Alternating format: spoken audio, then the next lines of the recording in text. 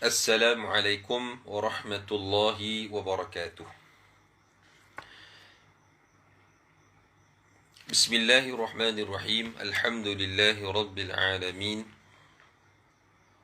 Wabihi nasta'in ala umuri dunya waddin. Wassalatu wassalamu ala ashrafil anbiya'i wal mursalin. Wa ala alihi wa sahbihi ajma'in. Rabbi syrah li sadri wa yassir li amri wahlul 'uqdatam min lisani yafqahu qawli. Amma ba'd. Alhamdulillah, segala puji dan syukur kita kehadrat Allah Subhanahu wa taala dengan kurniaannya yang banyak kepada kita semua. Wa atakum min kulli ma sa'altumuh wa in ta'uddu ni'matallahi la tuhsuha.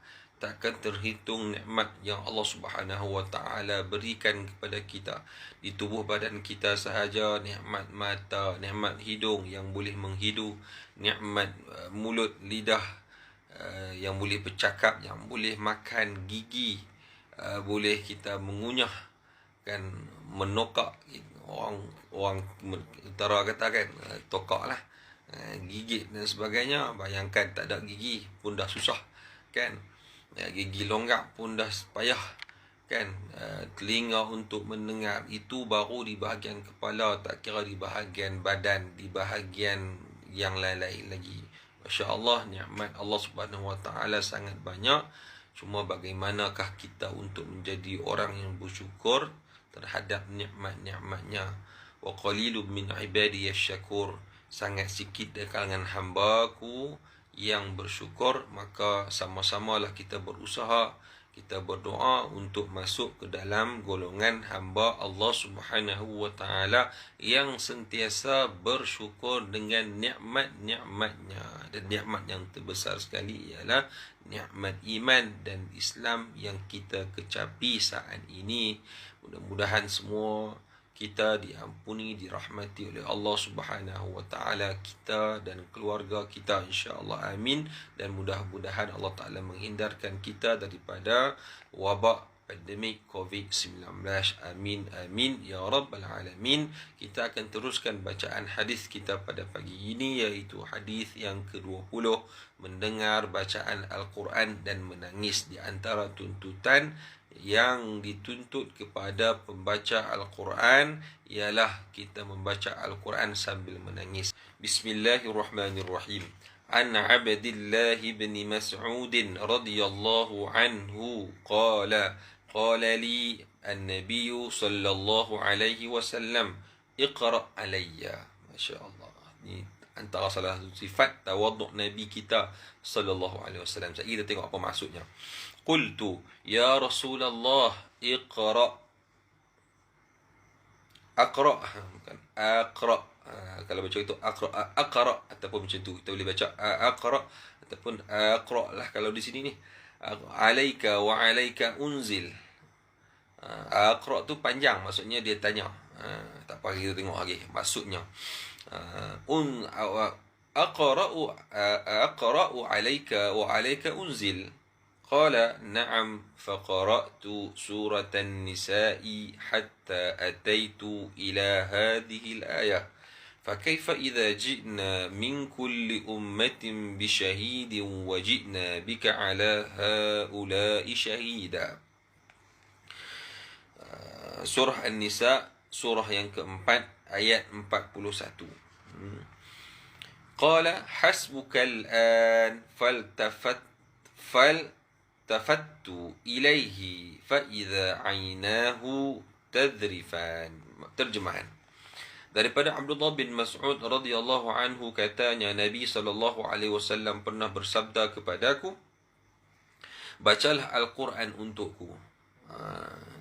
Nabi habaq kata dekat Abdullah bin Mas'ud, hang baca Quran untukku. Kalau bahasa logat Kedah kita. Maka aku pun berkata, bila Rasulullah minta dibacakan Al-Quran untuk Rasulullah, minta sahabat baca. Jadi sahabat ni kata siapa? Ibnu Mas'ud kata, wahai Rasulullah, ya Rasulullah, aqra alaika wa alaika unzil. apakah aku nak baca kepadamu ya Rasulullah, sedangkan Al-Quran itu diturunkan kepada kamu. Maksudnya sedangkan kepadamu lah Al-Quran diturunkan. Jadi ragu-ragulah, pelik lah. Kita pun pelik lah. Kamu yang lebih mengetahui, Quran itu turun kepadamu ya Rasulullah. Macam mana pula aku nak kena baca kat kamu? Patutnya kamulah kena baca kat saya, sebab saya yang lebih memerlukan. Macam itulah kita kata macam tu. Heranlah Ibnu Mas'ud. Baginda pun menjawab la ya. Ya, Nabi pun jawab ringkas ya. Baca. Jadi para sahabat ni pun tak kata apa, terus baca. Lalu aku pun membaca surah An-Nisa sehinggalah ayat ini. Ayat apa ni? Ayat surah An-Nisa. Dan bagaimanakah sekiranya kami mendatangkan manusia dari seluruh umat dengan seorang saksi pada hari kiamat nanti, lalu kami mendatangkanmu sebagai saksi atas mereka. Nabi jadi saksi. Saksi terhormat, kehormat. Maka baginda SAW bersabda kepadaku, cukuplah. Lalu aku, Nabi sampai ayat tu, Nabi kata, hasbukal an. Cukup, dah. Dah, jangan baca dah. Jangan baca dah tu pasal apa? Lalu aku menoleh ke arah baginda, pasal apa yang Nabi suruh aku berhenti baca? Tak habis surah gini kan? Lalu, dan ternyata kedua-dua matanya, iaitu mata Nabi SAW yang mulia, telah menitiskan air mata. Berhenti sah. Jadi Nabi baca, bila dibacakan kepada Nabi ayat tersebut, jadi Nabi pun sampai di situ, Nabi tak tahan lah, ataupun Nabi kata sat, berhenti. Berhenti tu pasal apa? Pasal Nabi pun ada teringat sesuatu, kan? Baik, teringat sesuatu tu macam mana? Kita akan tengok dalam keterangan hadis riwayat Bukhari dan Muslim. Baik, biografi perawi dan yang kita dah sebutkan, Abdullah ibn Mas'ud radhiyallahu anhu. Keterangan. Secara umumnya, hadis ini menerangkan kelebihan mendengar bacaan Al-Quran. Ini kelebihan mendengar baca Quran. Walaupun kita jadi makmum, kita dengar imam baca, itu kelebihan termasuk dalam sini. Termasuk yang dikatakan, yang kita bincangkan pada pagi ini. Baik. Kelebihan mendengar Al-Quran dan menangis ketika membaca. Nabi menangis apabila mendengar bacaan Sayyiduna Ibnu Mas'ud tadi ni. Dan menangis ketika membaca atau mendengar bacaannya. Keutamaan mendengar kerana pendengar tidak perlu lagi sibuk untuk menjaga bacaannya. Jadi orang yang dengar bacaan dia tak kalut dah nak dengan bacaan dia. Bacaan tu benar. Tajwidnya, jaga huruf, sebutan hurufnya, tak payah kalut dah. Pasal orang lain tolong baca. Kita dengar je. Jadi kita tak kalut dah dengan bacaan. Nak tengok tang mana tajwid, nak kena panjang pendek, tang mana dengung tak dengung, nak kena perhati. Tak payah perhati dah, pasal orang tolong baca kat kita. Hak baca tu lah kot kan. Yang hak duk kalut nak bagi dengung, bagi clear, panjang bagi elok, sempurna, cantik, sebutan bagi kena kan. Jadi yang dengar ni tak kalut dah. Jadi mudah. Dia kata keutamaan mendengar kerana pendengar tidak perlu lagi sibuk untuk menjaga bacaannya serta hukum hakam tajwidnya, lalu membolehkan ia, maka dia tak kalut itu. Dia kalut benda lain lah. Kalut apa? Kalut terus bertadabur, tadabur dan menghayati makna-makna yang terkandung di dalam Al-Quran. Sebab tu selain kita nak memperbanyakkan bacaan ayat Al-Quran kita, juga patutlah untuk kita mendengar bacaan Quran banyak. Dan kita boleh sunat. Kita satu perkara yang sunnah, kita minta siapa-siapa yang pandai baca Al-Quran, baca. Kita nak dengar. Baik.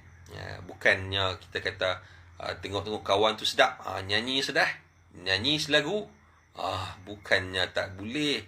Masalah dia kadang-kadang kita itu yang kita utamakan. Al-Quran entah ke mana. Itu satu yang perkara yang kita kata sia-sia. Kita ada perkara yang baik, kita tinggalkan. Baik, kita pergi kepada perkara yang sia-sia. Tak apa lagi kalau kata sia-sia. Api yang bawa dosa, lagilah, Masya Allah, Tabarakallah, na'udzubillah min zalik. Jadi kita akan kalut dengan tadabbur. Kita pergi semayang di masjid, contohnya solat subuh, umpamanya kita dengar imam baca ketika solat subuh tersebut, bukan hanya kita syok aku tak payah duk kalut nak baca dah, tu imam baca dah, kan?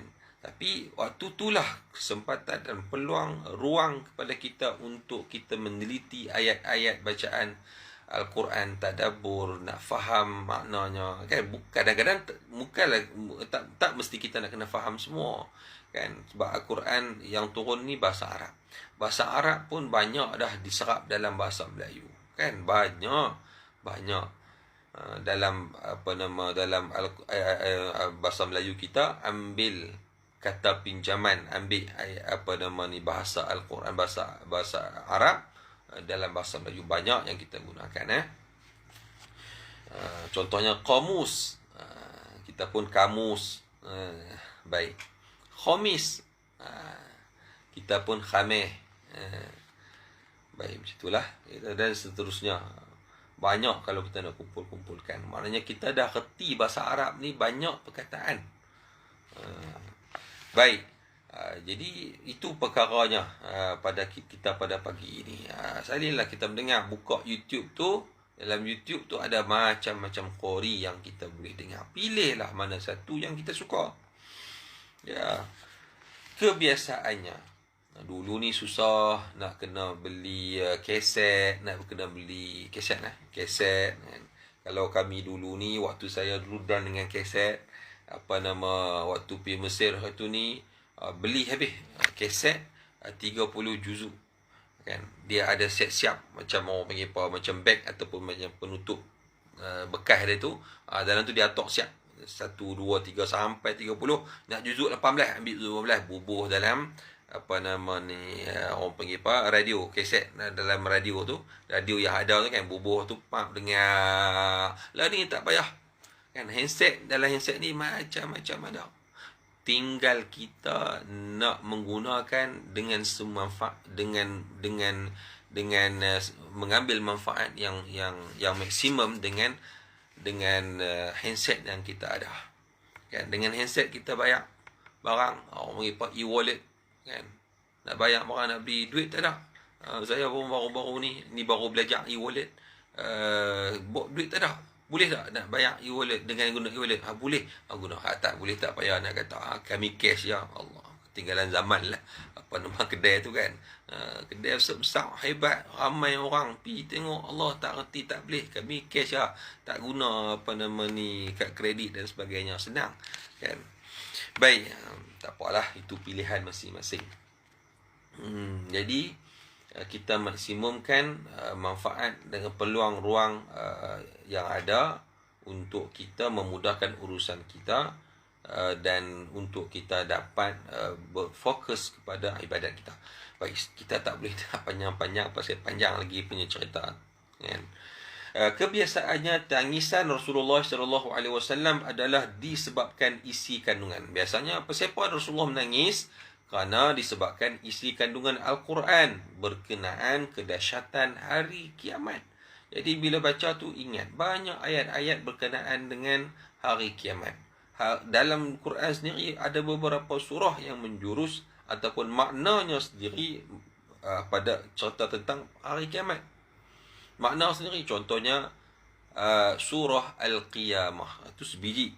Yang lain Al-Qari'ah. Qari'ah tu pada kiamat lah tu juga, kan. Al-Zalzalah, Zalzalah tu waktu kiamat lah juga. Itu surah pendek-pendek. Kebanyakannya Al-Makiyah lah, cerita tentang hari kiamat ni. An-Naba, apa dia yang kata An-Naba tu? An-Naba'il Azim alladhi hum fihi mukhtalifun, dan banyak lagi, kan. surah-surah yang berkaitan tentang hari kiamat. Surah-surah yang beginilah yang menyebabkan Rasulullah SAW menangis. Nanti akan ada disebut, ada sini, tak apa, kita baca dulu. Hadis di atas membawa maksud setiap para nabi akan datang sebagai saksi kepada umat mereka masing-masing di atas risalah tauhid yang dibawa mereka. Maknanya nabi yang diutuskan kepada kita bukan hanya sekadar di dunia baginda menolong Rasulullah SAW khususnya sendiri yang membantu memberikan syafaat kepada, bukan takat di dunia memberi tunjuk, ajar, bimbingan dan sebagainya, tapi sampai hari kiamat nanti. Itu menunjukkan kasih sayang Nabi kepada umatnya, dan bagaimana pula umatnya, kasih sayang umatnya kepada Nabi bagaimana. Baik, begitu juga halnya Nabi SAW yang akan menjadi saksi kepada umat baginda pada umat-umat dan umat-umat yang sebelumnya. Nabi spesialnya jadi saksi kepada umat baginda dan umat-umat yang terdahulu semua sekali. Tak, ini satu kelebihan khusus kita panggil pada baginda Nabi SAW yang tidak ada kepada nabi yang sebelumnya yang kalut dengan umatnya. Tapi Nabi semua. Ni cerita ni masya-Allah tabarakallah, sangat hebat kalau kita lihat balik. Ni orang panggil apa? Nabi. Baru ni saya ada beli buku cerita tentang, mungkin ada di sini kot, saya pun tak baca lagi ni, buku 40 hadis. Baru beli, baru sampai kehidupan di alam barzah, di alam akhirat. Rasanya ada kot dia cerita tentang yang sebegitu oleh Ustaz Zamri Hashim. Jadi kita tak mau duk cerita panjang-panjang lah tuan-tuan. Saya cerita, mungkin saya beritahu, dan tuan-tuan, perempuan kena carilah. Kena cari lagi lah.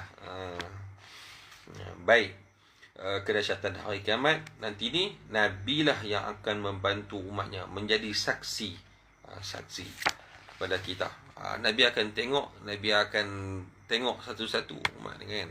Kalau di Telaga Kausar tu, Nabi akan tunggu umatnya mai minum daripada Telaga Kausar, mai. Nabi menyantuni umatnya, masya-Allah tabarakallah. Tapi satu sudut yang kita pandang, satu lagi kita takut juga. Mudah-mudahan bukan kita lah ada di kalangan umat Nabi Muhammad tetapi dihalau daripada meneguk air daripada Telaga Al-Kausar. Masya Allah. Okey, tengok lagi. Atas dasar inilah, maknanya atas dasar Nabi ini diberi penghormatan yang begitu tinggi sebagai kekasih Allah yang akan menjadi saksi kepada umatnya dan umat-umat sebelumnya. Maka dari datang situlah rasa mungkin kita sebut terharu, rasa Masya Allah, nikmat Allah Subhanahu Wa Taala yang besar kepada baginda Nabi SAW yang menyebabkan baginda menangis. Ya, menangis ini kan ada banyak sebab.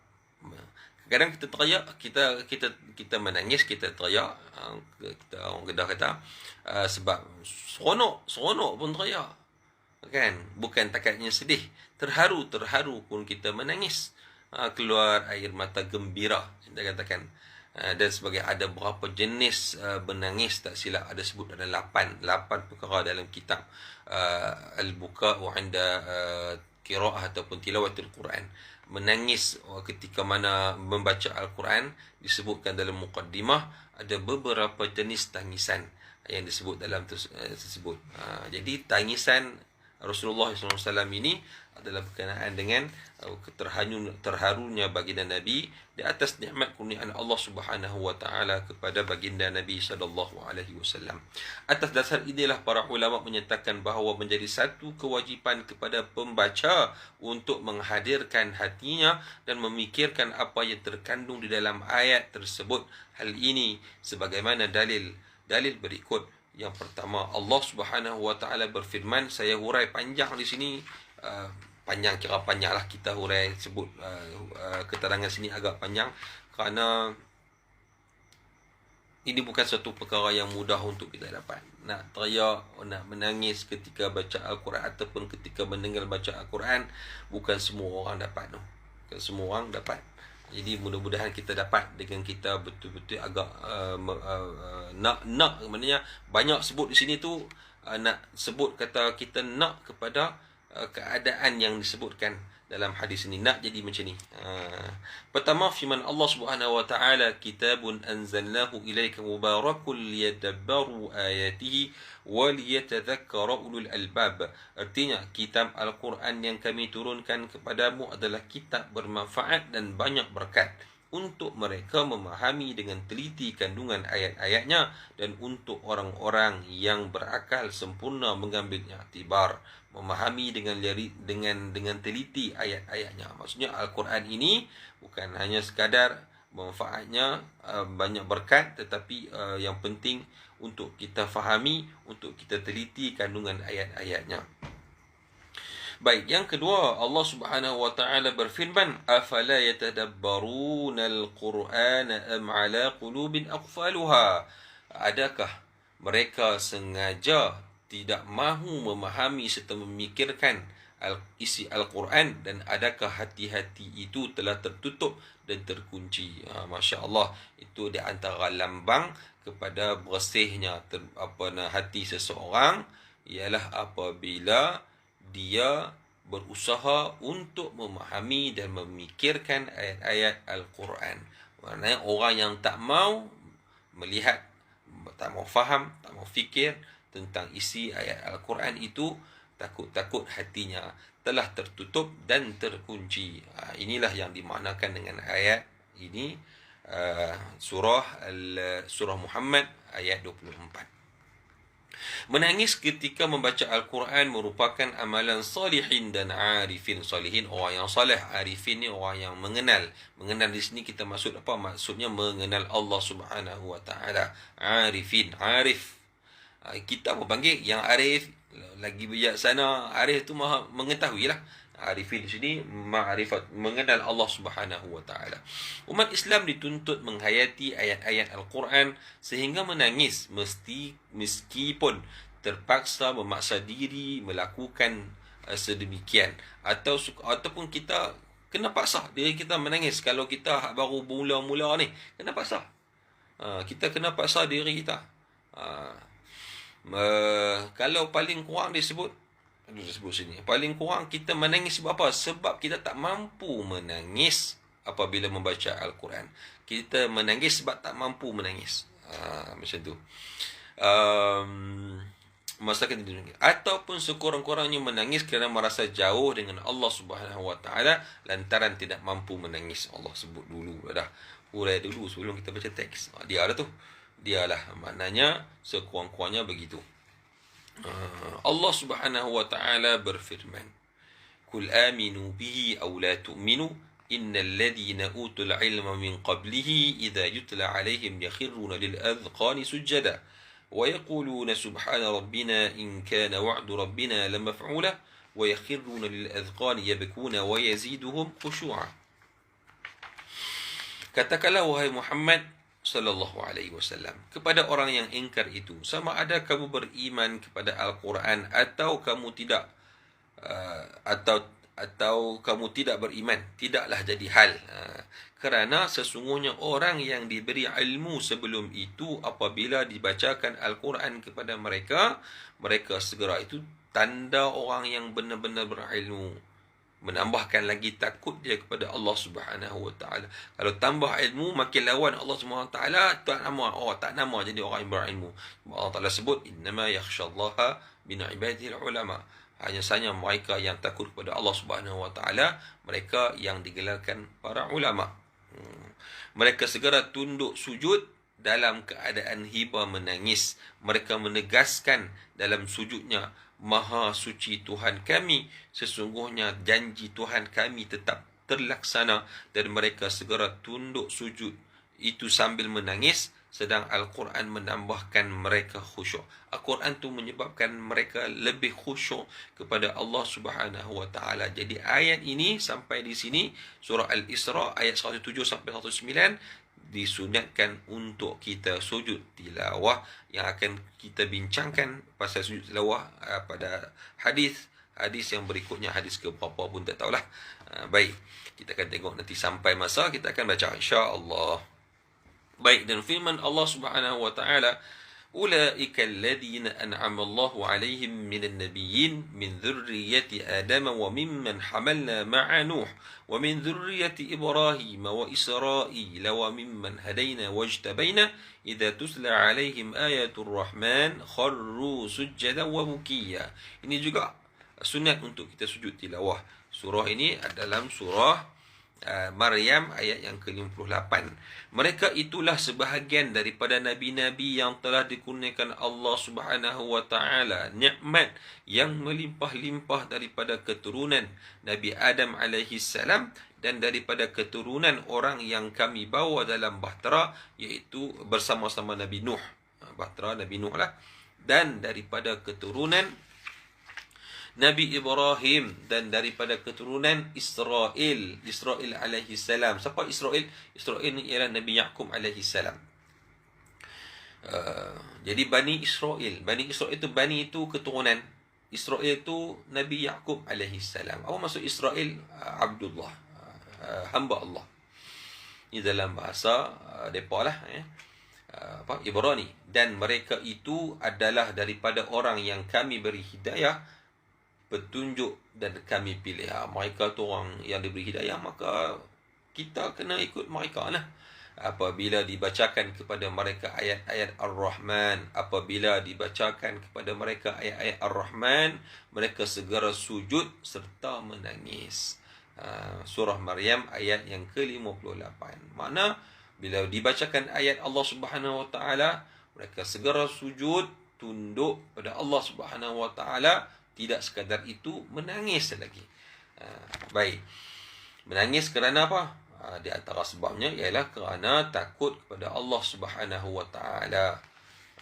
Ataupun mengharapkan kebaikan, nikmat, syurga, dekatnya mereka dengan Allah Subhanahu wa taala. Ibrahim Al-Khawwas pernah berkata kepada penawar hati bahawa penawar hati ada 5 perkara. Penawar hati ada 5 perkara disebut di sini. Pertama, membaca Al-Quran sambil bertadabbur. Satu perkara yang penting lah. Dah banyak dah kelas-kelas tentang tadabbur dalam TV, Oasis ke apakah, Ustaz Fazrul Ismail kata silap saya, dan sahabat-sahabat mereka lah, Ustaz Tirmizi dan sebagainya, dengan tadabbur, dengan Ustaz ramai para ustaz yang buat kelas untuk tadabbur. Baik, ustaz apa beza tadabbur dengan tafsir pula dah? Masya-Allah. Nantilah kita bincang, sembang-sembang pula nanti ni. Dah tak cukup masa dah kita ni. Yang kedua, mengosongkan perut, nak lembut hati kita, nak menawar hati kita yang duka, yang lara, yang keras, dengan kisah mengosongkan perut.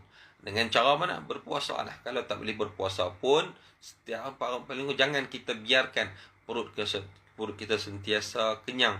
Mesti ada masa-masa tertentu kita kosongkan perut kita, kerana itu lebih dekat kepada menawarkan hati kita, sebagai penawar hati kita. Yang ketiga, qiyamul lail. Sekurang-kurangnya 2 rakaat. Tambahlah satu lagi 3 rakaat untuk solat sunat witir, kan? Baik, qiyamul lail. Nanti akan disebutkan hadis berkenaan dengan qiyamul lail, kaitannya dengan orang, dengan ahli Al-Quran. InsyaAllah nanti kita akan baca yang ini, insyaAllah hadis yang berikutnya nanti ni. Yang keempat, bermunajat dan mendekatkan diri kepada Allah Subhanahu wa taala waktu sahur. Dalam Al-Quran sebut wabil ashari hum yastaghfirun. Di antara waktu yang terbaik untuk kita beribadat, beristighfar kepada Allah, memohon ampun kepada Allah Subhanahu wa taala, bertaubat dan seumpamanya, adalah ketika mana waktu sahur. Sebab tu dalam hadis pun sebutkan, tasahharu fa inna fi sahuri barakah. Dapat banyak keberkatan waktu ketika mana sahur tersebut. Bersahurlah bagi orang yang berpuasa. Sebab ni pun bukan senang, kan? Ada insan-insan yang baru nak belajar tak mau bangun sahur. Sahur ke 12 malam tu. Sahur apa ke 12 malam, kan? kan? Pasal apa tak memangkit waktu sok, kan? Baik. Jadi sebab apa kadang-kadang, sebab apa kita tak suka ataupun kita jarang ataupun kita tak buat ataupun kita jarang-jarang buat sesuatu kebaikan tersebut, sebab kita tidak mengetahui kebaikan dan kelebihan amalan tersebut. Orang yang tahu kelebihan pun kalau tidak dengan inayah, dengan hidayah, dengan taufik daripada Allah Subhanahu Wa Taala, tak mampu untuk melakukannya. Mana kehidupan kita selamanya dalam keadaan mengharapkan taufik dan hidayah kepada Allah Subhanahu Wa Taala. Baik, keempat, bermunajat. Yang kelima, bersama para solehin, orang soleh. Jadi orang soleh kita kena bersama dengan mereka selalu. Tak payahlah ada dia kata aku ni tak baik, aku ni tak layak duduk dengan mereka baik. Itu bukan dia. Itu bukan dia. Kita yang tak baik ni lah kena cari orang yang baik-baik duduk dengan mereka. Bukan kita lari daripada dengan orang soleh. Sebab apa? Sebab kita pun nak syafaat mereka nanti di hari kiamat, di hari kiamat nanti, di dalam syurga, Jadi orang yang duduk di dunia bersama, mereka duduk sekali, kan? Kalau orang soleh, orang yang ahli syurga, dia akan duduk sembang sekali sama-sama besok dalam syurga. Bila sembang tu, mereka duduk tengoklah kawan-kawan mereka. Kemudian duk cari kawan. Mana kawan kita seorang ni? Tak ada nampak pun dalam syurga ni. Pergi mana? Rupa-rupanya kita tak duduk dalam syurga. InsyaAllah. Maksudnya tak duduk dalam syurga. Mereka inilah yang akan membantu kita memohon, meminta kepada Allah Subhanahu Wa Taala akan diberikan syafaat untuk dapat bersama mereka dalam syurga. Itu penting seorang kawan, bukan hanya sekadar di dunia, tapi di akhirat nanti mudah-mudahan dapat kita saling membantu sesama kita. Maksudnya orang yang soleh lah, kawan yang soleh lah. Baik. Yang Ibnu Hajar berpendapat tangisan Nabi SAW ini menunjukkan betapa kasih sayangnya baginda kepada umatnya. Bila Nabi diberikan kesempatan untuk membantu dengan rasa kasih sayangnya kepada umatnya, baginda rasa seronok lah. Baginda akan menjadi saksi. Bukan takat menjadi saksi kepada umatnya dan umat-umat yang sebelumnya, tetapi juga sebagai pembantu, memberi syafaatul uzma pada hari kiamat nanti. Nak tolong kita. Jadi kita di dalam dunia kita ni kita banyaklah bersalawat kepada baginda, mengikuti sunnah-sunnah baginda Nabi SAW. Baik, sekadar kemampuan kita. Nabi SAW tahu bahawa dirinya menjadi saksi kepada umatnya. Ketika itu ada umat baginda yang terkeluar daripada landasan kebenaran, sekaligus mengakibatkan mereka mendapat azab Allah Subhanahu Wa Taala. Nabi sentiasa berdiri, bersedia untuk menolong kita, memberi syafaat esok di akhirat nanti kepada umat-umatnya. Jadi umat kita ni kena maknanya kena pulun sungguh lah. Pulun untuk kita mengamalkan sunnah baginda Nabi SAW.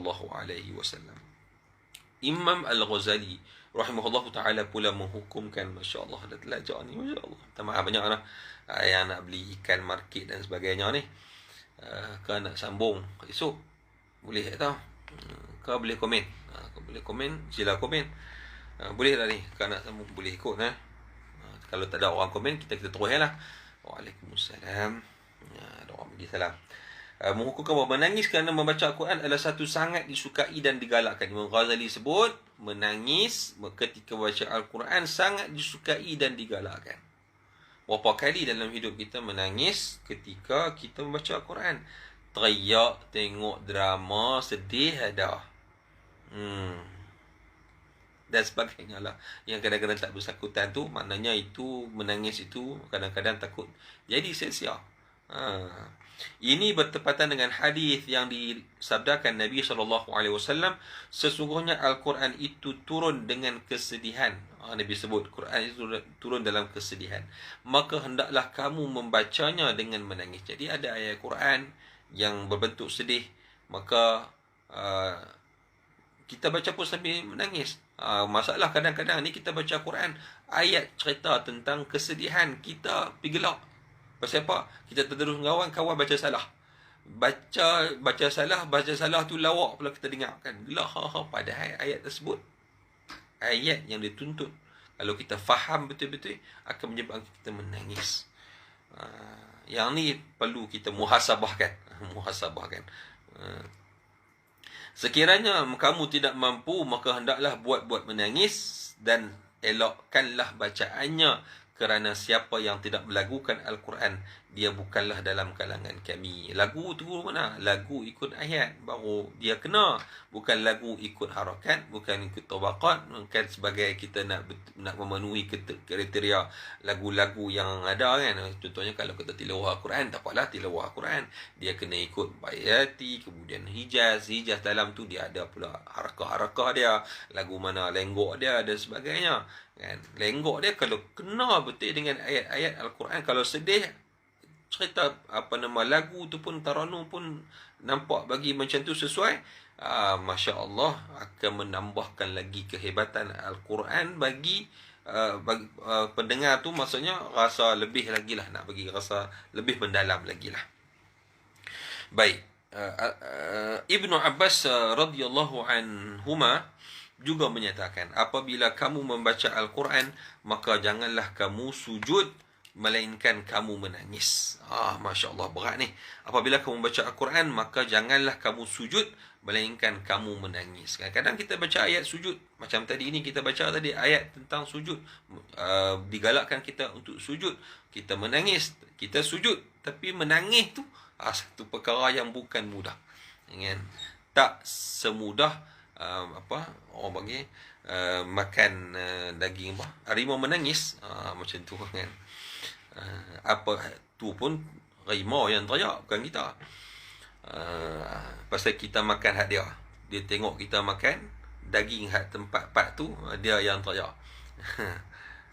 Tak apalah, kalau ada dekat kita, dia ngap kita, sekali kita habis. Baik, apabila membaca Al-Quran, maka janganlah kamu sujud melainkan kamu menangis. Sekiranya kamu tidak mampu menangis, maka menangislah hatimu. Kalau air mata tak boleh nak keluar, ataupun tak boleh nak berlinang sekurang-kurangnya di mata, menangis di hati ni, ya Allah, sedih kan, macam mana aku ni tak boleh nak menangis kan. Padahal ayat itu kalau benar-benar difahami akan menangis. Baik, insya-Allah nanti kalau kita ada masa, kita akan baca kitab itu. Buku dia ringkas, Al-Buka'u, penangis-penangis lah kita panggil, penangis-penangis, orang-orang yang menangis ketika membaca Al-Quran. Dan menangislah hatimu. Sokongnya hati kita menangis, ya Allah, kita munajat, kita ni ya Allah, pasal apalah aku tak mampu menangis dan sebagainya. Kaedah supaya dapat menangis, dia bagi kaedah pula. Kaedah supaya dapat menangis ketika membaca Al-Quran ialah menghadirkan rasa duka cita dalam hati dengan memerhati kandungannya secara mendalam, terutamanya ayat-ayat terdapat ancaman. Ancaman apa? Ancaman neraka. Walahum adzabun azim. Kita baca tu, ya Allah, kalau bagaimanalah agaknya kalau kita mendapat azabun azim tersebut, tak tertanggung azabnya, waktu tu kita berasa tak boleh nak pergi lah kan. Janji balasan buruk, orang yang berbuat kejahatan akan mendapat balasan buruk di sisi Allah Subhanahu Wa Taala. Balasan buruk ni buruk sungguh kan, seburuk-buruk tempat, seburuk-buruk balasan yang tak mampu untuk kita pikul sebagai manusia. Perjanjian dan seumpamanya. Kita baca tentang ayat tentang janji, kita takut kita tak dapat menunaikan janji sebagaimana yang Allah Ta'ala sebut dalam Al-Quran. Puak Bani Israel banyak menggadaikan, banyak dia menceroboh, banyak dia meleraikan ikatan perjanjian mereka dengan Nabi mereka, ikatan perjanjian mereka dengan Allah Subhanahu Wa Ta'ala, menyebabkan mereka menjadi makhluk yang manusia yang terhina di muka bumi kan. Allah Ta'ala lu'ina min Bani Israel ala lisani Dawud wa Isa bin Maryam, dilaknat mereka. Baik, dan seumpamanya. Setelah itu, lihatlah diri betapa lalainya daripada melaksanakan tuntutan Allah Subhanahu Wa Ta'ala. Tengoklah dalam diri kita, lalainya kita untuk melaksanakan tuntutan Allah Subhanahu Wa Ta'ala. teruknya kita, lemahnya kita, kurangnya kita, solat tak khusyuk, baca Quran tak faham, kan? Buat ibadat tak betul sana sini dan sebagainya. Itu kita lihatlah kelemahan diri kita, kesalahan diri kita. Di saat hari ini, zaman ini, ramai orang melihat banyak duk sebut memperkatakan kesalahan orang lain, tuning jari, kawan nu salah, kawan ni silap, kawan nu salah, semua orang salah, hatta betul dia saja. Padahal banyak keaiban dalam diri dia yang masih belum dia diungkapkan. Allah Taala hijab diri dia dan dia tak nampak yang kebenaran yang sebenarnya. Jika kamu tidak mampu menangis, maka menangislah sebab kamu tidak mampu menangis. Orang yang tidak mampu menangis kerana Tuhannya adalah sebesar-besar musibah. Ayat tengok, orang yang tidak mampu menangis kerana Tuhannya adalah sebesar-besar musibah. Bukan COVID-19, musibah yang besar pada kita ialah orang yang tak mampu menangis kerana Allah, kerana Tuhannya Rabbul Alamin. Baik, pengajaran. Galakan supaya mendengar bacaan Al-Quran orang lain di samping mentadabur ayat-ayatnya, lalu merasai kekerdilan diri sehingga menangis. Rasa diri ni kerdil, rasa diri ni hina, rasa diri ni kecil sehingga mengalirkan air mata. Kedua, anjuran meminta orang lain membacakan Al-Quran lebih memberi kesan kepada pendengar hanya mendengar dan menikmatinya tanpa perlu sibuk menjaga bacaan ayat Al-Quran tersebut. Satu. Yang kedua, kita boleh belajar. Bila kita duduk dengar orang baca Al-Quran, sekaligus kita dapat belajar bagaimana cara kita ikut. Kita belajar daripada beliau, macam mana beliau baca Al-Quran. Contohnya kita dengar siapa? Saya minat Syekh Jibril. Bukan Malaikat Jibril, Syekh Jibril, imam daripada dulu sampai hari ini saya suka. Dia dengar, kita dengar baca apa, kita tengok, kita tiru bacaan dia, macam mana dia dengung, macam mana dia panjangkan, macam mana dia sebut huruf tersebut. Syekh Jibril dia pernah mendapat markah 99% waktu pertandingan musabaqah Al-Quran di Makkah, tak silap. Ada dia punya biografi, buku tentang dia, cerita kita baca, disebut, Masya Allah, hebat orangnya. Yang ketiga, ahli ilmu hendaklah sentiasa bersifat tawaduk tanpa mengira tempat dan bersama siapa mereka berada. Jadi perkara ini telah dicontohkan oleh baginda Nabi SAW.